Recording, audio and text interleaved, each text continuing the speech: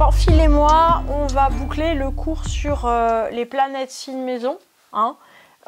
Donc là, nous allons parler des transsaturniennes. Et si ça vous plaît beaucoup, sachez que j'apprends l'astrologie à des élèves qui deviennent tous extraordinairement forts. Donc si ça vous intéresse, envoyez un petit mot. Alors, Uranus, Pluton et Neptune ne sont pas des planètes qui sont dans notre thème posé. Vous voyez, ce ne sont pas des énergies en fait que nous, petits humains, nous manions. Ce sont des énergies cosmiques, ce sont des énergies transsaturniennes, transpersonnelles. Transpersonnelles, ça veut dire au-delà de notre personnalité. Donc, ce qui veut dire que ce sont des planètes qui sont comme des archétypes, comme des monstres sacrés, comme des dragons ailés. Prenez l'image que vous voulez. Comprenez simplement, si vous voulez, que si vous avez un dragon en fait dans votre jardin, c'est pas comme si vous avez un cocker et un chat de gouttière. Vous voyez, ça fait pas la même chose. Donc l'idée, si vous voulez, c'est que ce sont des énergies qui sont de toute façon extrêmement violentes et extrêmement difficiles à manier et à intégrer. Pourtant, en fait, elles sont posées dans notre thème natal. Alors, il faut savoir que c'est posé dans notre thème natal parce que nous sommes occidentales. Si nous étions hindous et que nous faisions de l'astrologie, eh bien, nous n'utiliserions pas les planètes transsaturniennes. Pourquoi les Indiens n'utilisent pas les planètes transsaturniennes? Alors, certains commencent à les utiliser, mais pourquoi ils ne les utilisent pas? Parce que déjà, cette planète, ça suffit largement en fait à dépeindre une personnalité et une destinée. Globalement, parce que ça n'ajoute rien à la vie humaine, si vous voulez, ça ajoute un facteur de destruction à votre vie, c'est-à-dire que ça ajoute ce par quoi vous allez casser l'harmonie, ou vous allez voir casser en face de vous l'harmonie que vous aviez essayé d'édifier. Ce sont des planètes, si vous voulez, qui sont à proprement parler inhumaines. Ça veut dire quoi? Ça veut dire qu'en fait elles ne sont pas là pour nous aider à bâtir une vie dans laquelle en fait nous en tant qu'êtres humains on trouve ce mot galvaudé qui s'appelle bonheur. C'est-à-dire que le problème des planètes transpersonnelles c'est de nous élever de fréquence, de nous élever de niveau et de faire de nous des dieux. Ok. En attendant, que ce soit d'ailleurs dans ma vie ou dans la vôtre, je ne vois pas ce que vient faire Dieu. Donc en fait, si Dieu arrive, si vous voulez, ou une planète transsaturnienne dans notre existence, elle la trouve incroyablement rikiki, petite, médiocre, étriquée de tous côtés, et donc en fait, ça ne va pas. Donc la première chose en fait que fait une planète transsaturnienne quand elle arrive dans une vie, eh ben, elle la pulvérise. Voilà. Donc ce sont des énergies qui sont venues d'ailleurs. Elles ne font pas, si vous voulez, à proprement parler, partie de notre thème. C'est juste en fait le cosmos qui a laissé là quelques traces de sa grandeur. Alors, pour moi, si vous voulez, c'est une évidence, puisque ça fait 30 ans que je fais des thèmes et que je vois, j'allais dire, le dégât des planètes transsaturniennes dans les vies humaines. Et j'ai été en fait très étonnée et en même temps extrêmement émerveillée de trouver dans un livre de Dan Rudyard qui s'appelle La dimension galactique, je crois, de l'astrologie, la même chose que la conclusion à laquelle je suis venue. Il se trouve que c'était un livre de Dan Rudyard que je n'avais pas lu, et c'est vrai qu'en fait, il prend les transsaturniennes comme une fréquence vibratoire qui n'est pas assimilable. Vous voyez, c'est comme du 10 000 volts dans des fils qui sont capables d'en prendre 220. Alors concrètement, qu'est-ce que ça veut dire?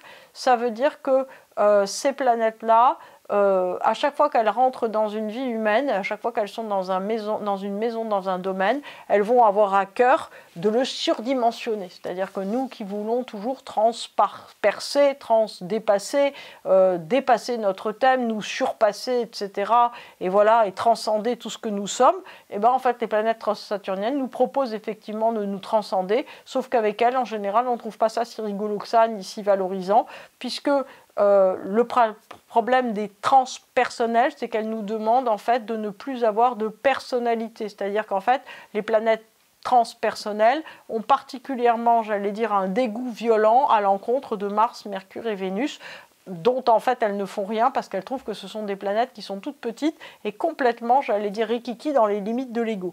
Donc, la première chose à savoir, c'est qu'il va y avoir tout un réseau d'aspects qui va toucher ces planètes. Donc c'est en fait, si vous voulez, c'est une énergie, c'est ce que je vous explique dans les horoscopes également.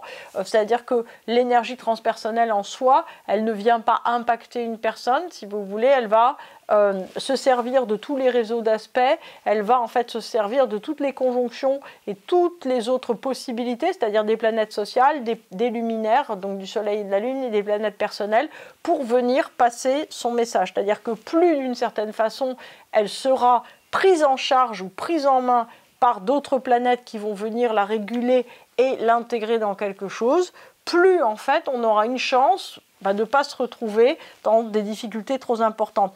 Le principe, si vous voulez en tout cas, c'est qu'elles viennent déstabiliser le reste du thème, c'est-à-dire que nous faisons une harmonie qui nous semble à peu près correcte et on se prend une planète transsaturnienne. Donc c'est une énergie qui a priori n'est pas assimilable. Donc elle surgit, si vous voulez, dans des parties dont les fréquences sont les plus hautes dans notre thème. Donc déjà, vous pouvez regarder votre thème en regardant où sont vos 3 planètes transpersonnelles, donc Uranus, enfin les 3 planètes transpersonnelles du cosmos, et vous pouvez savoir que ce sont les 3 domaines qui, en termes de fréquence vibratoire, c'est-à-dire de capacité de créativité, de développement, d'affirmation, de croissance possible, sont les plus grands de votre thème. C'est-à-dire que vous avez 3 domaines, ici, voilà, par malchance, les 3 se trouvent dans le même, vous en avez un seul, mais ça veut dire qu'il est vraiment très fort. Ça veut dire qu'il y a 3 domaines dans votre thème qui sont particulièrement incroyables, qui ont été particulièrement travaillés, et en général, quand c'est des domaines qui sont particulièrement travaillés, ça veut dire que nous avons connu énormément d'épreuves, en fait, et de remises en cause radicales dans les maisons, donc où sont nos 3 planètes transpersonnelles. Donc ce sont les 3 domaines, ou 2 domaines, ou un seul domaine selon, j'allais dire qu'elles sont dispatchées ou pas dans le thème, qui vont être les plus puissants. Donc, la question, si vous voulez, c'est que ces 3 domaines sont à la fois des points d'appui, alors on va dire 3, mais vous avez compris que ça peut être 2 ou 1, ce sont les 3 domaines donc, qui sont les points d'appui pour nous aider, on va dire, ou pour nous appeler, plus exactement, à nous harmoniser à une dimension supérieure. Alors, 2 possibilités, soit on le fait, soit on ne le fait pas. Hein. On va voir chacun des cas. Donc, comme effectivement les quêtes des héros mythologiques, tout commence toujours par un problème. Je ne sais pas si vous avez remarqué que quand on lit en fait des contes ou des histoires mythologiques ou des histoires d'archétypes, il y a d'abord, au début, il y a un désastre. En fait, il y a un chaos, il y a un problème. En fait, j'allais dire, l'histoire commence par un problème. L'histoire commence par de la négativité. L'histoire commence parce que quelque chose ne va pas comme on le souhaitait. Eh bien, c'est pareil. C'est-à-dire que les planètes transpersonnelles, elles vont commencer en fait à vous passer un message de quelque chose ne va pas dans le domaine où elle est. Donc, comme il y a un problème, en général, quand il y a un problème, qu'est-ce qu'on fait? On essaye de le régler. Hein. Quelquefois, on y arrive, quelquefois, on n'y arrive pas, mais on essaye de le régler. Vous voyez, par exemple, vous avez une fuite d'eau dans votre cuisine, ou vous appelez le plombier, ou vous écopez, ou vous mettez le doigt sur le tuyau, mais en tout cas, vous essayez de faire quelque chose. Vous ne vous dites pas simplement, tiens, ou pourquoi pas, vous prenez un bateau et vous commencez à naviguer au milieu, mais dans j'allais dire, la logique des choses assez normale, nous voulons régler les choses qui posent problème. Quand quelque chose ne pose pas problème, ça ne vient pas à notre conscience. Ça, c'est une chose qui est très importante. C'est pour ça, en fait, que l'entrée en scène, en général, des planètes transsaturniennes, et plus généralement aussi des autres, mais surtout des planètes transpersonnelles, c'est-à-dire que les planètes transpersonnelles donnent lieu à un gros problème. Donc, comme elles donnent lieu à un gros problème, on se dit, ah, voilà quelque chose vraiment à régler. Donc, d'une manière générationnelle, puisque ces planètes transpersonnelles, si vous voulez, elles vont rester de manière générationnelle, donc plusieurs années, hein, ça peut aller 8 ans, 10 ans, 15 ans pour Pluton, elles vont rester dans un signe. Donc le principe est qu'elles vont revisiter le signe pour le libérer d'une gangue. Ce qui veut dire, si vous voulez, qu'elles vont s'attacher d'une certaine manière à, j'allais dire, pour une génération entière, revisiter complètement le sens d'un signe. Alors je m'excuse parce que je suis en train de mourir de chaud, donc je vais enlever en fait mon pull. Voilà, c'est Pamphile en fait qui me tient chaud. Donc les planètes, ces planètes transpersonnelles vont, si vous voulez, en vérité, si vous voulez, même si elles sont posées dans un signe, elles sont constamment, si vous voulez, dans la volonté de redonner une valeur supérieure au signe, de lui donner, on va dire, un dimensionnement incroyable, un dimensionnement en tout cas qui n'est pas le premier. Donc déjà, quand vous lisez une planète transpersonnelle dans un signe, dites-vous, ok, elle n'aime pas le signe, elle veut en faire quelque chose de plus grand qu'elle, de plus important, de plus, j'allais dire, voilà, qui va se déployer davantage. Bon, ok, ça c'est pour une génération. Donc ça veut dire que pour l'ensemble d'une génération, chaque petit être humain va avoir pour mission de travailler sur ce signe, c'est-à-dire de se dire, ok, la fréquence de ce signe tel que c'est pensé, ça ne me va pas. Donc évidemment, vous imaginez bien comme c'est passionnant de travailler sur les transpersonnels en termes générationnels. Moi, j'adore l'astrologie générationnelle, en se disant, ok, alors qu'est-ce qu'on a changé dans cette génération? Moi, je suis née avec Pluton en Balance, par exemple, Pluton en Balance, qu'est-ce que ça a changé en termes de valeur sur l'harmonie, etc. C'est-à-dire que dans la génération qui précédait, moi je suis née dans les années 70, en fait l'harmonie était quelque chose, vous voyez c'était donc Pluton en Vierge, l'harmonie venait en fait de chacun qui amenait sa pierre, vous voyez, pour que l'harmonie soit formidable, etc. C'était à chacun à construire l'harmonie. Avec Pluton en Balance, c'est chacun fait une harmonie avec les autres, mais avec sa différence. C'est pour ça que c'est une génération où il y a eu les premiers nombres de divorces absolument incroyables et une déstructuration, une désintégration complète de la structure familiale. Bref, voilà, on ne peut pas faire ça dans des vidéos malheureusement parce que c'est trop spécialisé, mais c'est absolument passionnant. Alors, ensuite de ça, une planète transpersonnelle, qu'est-ce qu'elle va faire en maison, si vous voulez? En fait, elle va casser votre maison. C'est-à-dire qu'en fait, elle va dire, bah voilà, ce domaine-là, en fait, c'est un domaine qui est absolument formidable pour toi, donc tu vas pouvoir faire plus que ce que tu avais prévu de faire. Donc en fait, le principe, c'est qu'elle regarde votre truc, votre maison, en disant « Oh, c'est tout ce que tu as fait, ben, c'est très nul. Attends, on va tout pulvériser, ça va aller beaucoup mieux, tu vas voir. » Alors en fait, les planètes transpersonnelles, elles ont 3 manières de nous pulvériser. Il y a 3 planètes, il y a 3 manières de pulvériser. Donc, Pluton, en fait, casse carrément la structure de la maison. C'est-à-dire qu'elle dit, mais c'est quoi ce truc? C'est complètement pourri. Donc en fait, vous avez lancé des choses dans une maison, voilà, dans un domaine, là où est Pluton, et en fait, Pluton va vous dire, bah en fait, ton truc, ça tient pas. Donc on dit couramment que là où est Pluton, en fait, on aura plusieurs époques de vie dans ce domaine. C'est-à-dire qu'en fait, par exemple, si vous avez Pluton en 10, vous aurez plusieurs carrières professionnelles. Si vous avez Pluton en 7, vous aurez plusieurs mariages. Si vous avez Pluton en 5, globalement, si vous voulez, vous allez avoir des hauts et bas, par exemple, dans le domaine de la créativité, de ce que vous avez à mettre en place, qui vont être très violents. En fait, à chaque fois, c'est une nouvelle naissance. Donc, nouvelle naissance, quand on se dit nouvelle naissance, on se dit c'est formidable. On oublie qu'avant la nouvelle naissance, il y a une mort. Donc, en fait, si vous voulez, l'idée, c'est que vous allez commencer par mourir pour qu'il y ait une nouvelle naissance. Donc, il va se passer des drames effroyables et puis après, ça ira mieux. Et en fait, si vous voulez, le signe, normalement, le signe de Pluton est ce qui va vous permettre, en revisitant complètement le signe, eh ben, ça va vous donner, on va dire, accès à une nouvelle construction de votre être dans cette maison. Neptune, quand il est dans une maison, en fait, il va nous jeter dans un désespoir et dans un drame total. Vous voyez, en fait, on est absolument à terre parce qu'il y a quelque chose qu'on n'a pas, qui nous manque, etc. Alors, pourquoi? Donc ça crée énormément de péripéties en général affectives dans cette maison. Pourquoi? En fait, le problème de Neptune, c'est de nous faire comprendre que, j'allais dire, le principe de la séparation, c'est-à-dire je préfère cette personne à cette personne, ou j'attends de l'amour de cette personne ou de ce domaine plutôt que de tel autre, j'attends une reconnaissance, c'est une variation de l'amour d'un domaine plutôt que d'un autre, etc. Ça ne fonctionne pas, c'est-à-dire que Neptune, en fait, il a une volonté, si vous voulez, beaucoup plus englobante dans les choses, et non pas, si vous voulez, un processus où il veut choisir. Neptune dit tout est à prendre et tout me régénère. Si vous voulez, il cherche une fusion permanente. C'est très fatigant la fusion permanente.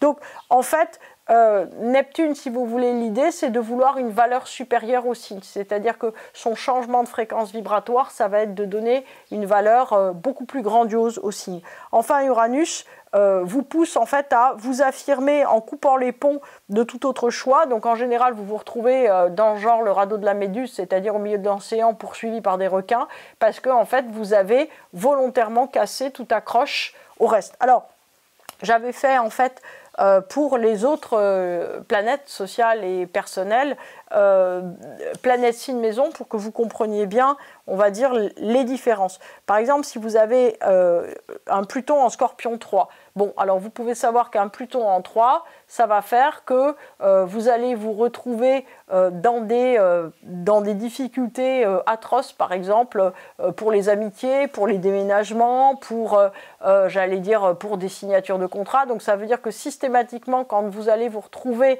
dans un mode, j'allais dire, de relative confiance et d'équilibre dans votre vie, il va y avoir un foirage majeur qui va avoir lieu. Quelle est la réaction en fait adaptée avec Pluton en Scorpion? C'est de ne pas lâcher et de vouloir gagner à tout prix, si vous voulez, de récupérer le truc à votre manière. En fait, si vous voulez, le signe demande, j'allais dire, un changement radical.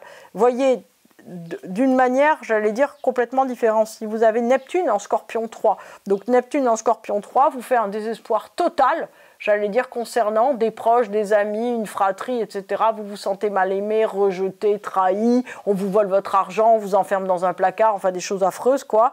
Neptune en Scorpion, on vous demande quoi? D'aller jusqu'au bout de la souffrance pour comprendre que la souffrance peut aboutir à la non-souffrance et au pardon. Ça n'a absolument rien à voir avec Pluton, comme vous voyez. Maintenant, si vous avez Uranus en Scorpion 3, ça veut dire que ça sera à vous, en fait, de savoir partir, de savoir laisser tomber des gens, de savoir ne pas vous adapter, de savoir si vous voulez tracer votre route et avancer, sans plus, on va dire, voilà, accepter que des gens vous ralentissent ou vous bloquent, etc. Uranus en Scorpion, alors là, générationnellement, on n'y est pas du tout, puisqu'Uranus arrive en Gémeaux, mais un Uranus en Scorpion, ce sera, en fait, si vous voulez, cette volonté absolument farouche d'intégrer complètement un signe pour en tirer complètement, j'allais dire, son énergie primaire. Donc Uranus en Scorpion, c'est une énergie, j'allais dire, de manipulation, vous voyez, comme le magicien dans le jeu de tarot qui, j'allais dire, n'en fait qu'à sa tête et fait quelque chose d'extraordinaire. Alors juste un petit mot sur ces trois énergies qui viennent de changer, hein. Pluton qui vient d'arriver en Verseau, donc ça veut dire qu'on doit renouveler complètement les valeurs du Verseau. Qu'est-ce que ça veut dire? Ça veut dire que nous, en fait, les valeurs du Verseau, pour le moment, j'allais dire que c'est un peu, je fais les trucs à ma manière, j'utilise les technologies, si je peux ne pas me déplacer et que je peux avoir, voilà, un livreur de pizza, qu'on m'apporte un film et qu'on fasse ceci et cela, pour moi, ça me va bien. En fait, c'est de l'utilisation, j'allais dire, de la petite technologie, voyez, appuyer sur le commerce international pour que tout se passe bien. En fait, Pluton en Verseau va régénérer, j'allais dire, une fraternité mondiale sur des bases complètement différentes. Donc effectivement, quand Pluton arrive dans un signe, en général, il commence par casser un petit peu la logique qui était, on va dire, une logique inférieure du signe. Donc là, Pluton en Verseau, compris comme l'augmentation, on va dire, des technologies et une espèce de fraternité fondée sur le « tu veux un verre d'eau, pas de problème, je te le vends 10 centimes ». Donc, en fait, si vous voulez, alors qu'autrefois on vous le donnait, vous voyez, donc en fait, si vous voulez, ce Pluton en Verseau va changer complètement les choses pour aboutir à une fraternité renouvelée, extrêmement puissante, qui respectera la liberté de chacun, c'est-à-dire l'autodétermination. Neptune qui vient d'arriver donc en Bélier. Donc Neptune qui vient d'arriver en Bélier, c'est une énergie, si vous voulez, qui veut un idéal, c'est-à-dire qui veut réaliser quelque chose par sa vie et qui va être capable, en fait, d'accepter un certain nombre de souffrances et de prises de conscience, j'allais dire, de choses qui sont très difficiles ou en train de finir, comme par exemple la moitié de la planète qui va tomber sous un dessèchement horrible. Donc en fait, qui est capable de réagir parce que tout à coup, quelque chose est en danger. Vous voyez, c'est cette conscience du danger et cette capacité, si vous voulez, à y répondre. Uranus, maintenant, qui va arriver en Gémeaux au mois d'août, c'est une énergie, en fait, qui va devoir affirmer la pluralité des voies, des possibles, etc. et arrêter, en fait, de vouloir tenir à une seule chose, mais accepter de prendre 1000 voies pour 1000 choses constamment. Donc les petits bébés qui vont naître avec toutes ces énergies-là, et nous, en fait, en tant qu'êtres humains qui allons les subir via, j'allais dire, les aspects que ça va créer sur nos thèmes, ça va forcément changer quelque chose profondément dans notre personnalité. Donc, comme je vous l'ai dit, si vous avez envie d'apprendre l'astrologie, puisque là, je vous fais des apéritifs, c'est même pas ça, c'est un amuse-gueule, tout petit. Donc, pourquoi pas, j'ouvre un nouveau cours, je pense que ça sera en 27 ou en 28, et vous serez évidemment les très bienvenus.